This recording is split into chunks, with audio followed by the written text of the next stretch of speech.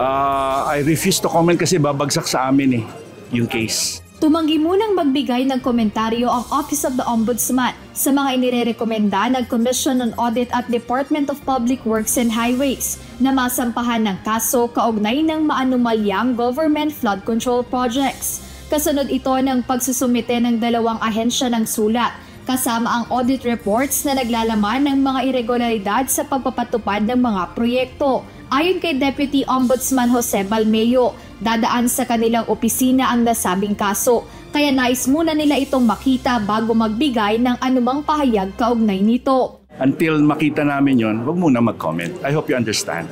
Nauna nang sinibak ni DPWH Secretary Vince Tizon si dating Bulacan 1st District Engineer Henry Alcantara nitong September 4. Sumunod dito ang pag-alis kila Assistant District Engineer Bryce Hernandez at Construction Section Chief JP Mendoza. Ipinadidismiss din ni Secretary Dizon sa pwesto ang project engineer na si Paul Jason Duya na kabilang sa inirekomenda nilang sampahan ng reklamo sa Office of the Ombudsman.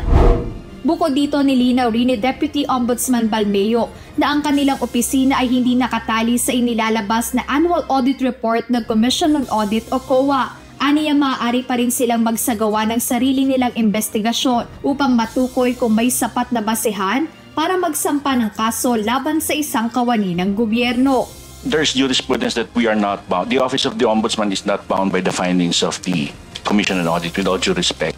So even if there is no adverse finding, we can still conduct further investigation to determine whether or not there is basis to file administrative or criminal cases against a respondent, sir.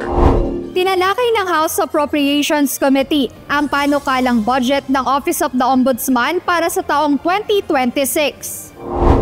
6.39 billion pesos ang pondong hinihiling ng tanggapan para sa susunod na taon. Ngunit napansin ni House Committee on Appropriations Chairperson at Nueva Ecija 1st District Representative Micaela Swansea na walang nakalaang pondo para sa inaasahang dagdag case loads na matatanggap ng Ombudsman kapag nagsimula na ang investigasyon ng Independent Commission na binubuo ni Pangulong Ferdinand Marcos Jr.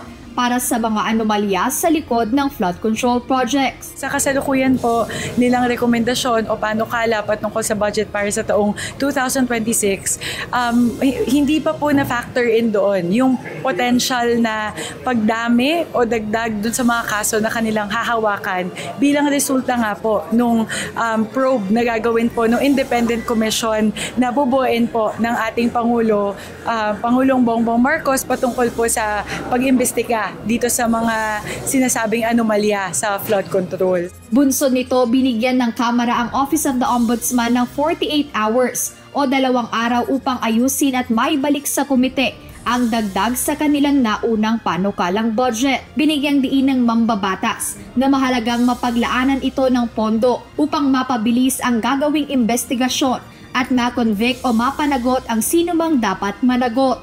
Jedne Resina, UNTV News and Rescue. Diyos ang aming sandigan, serbisyo publiko ang aming pinahahalagahan.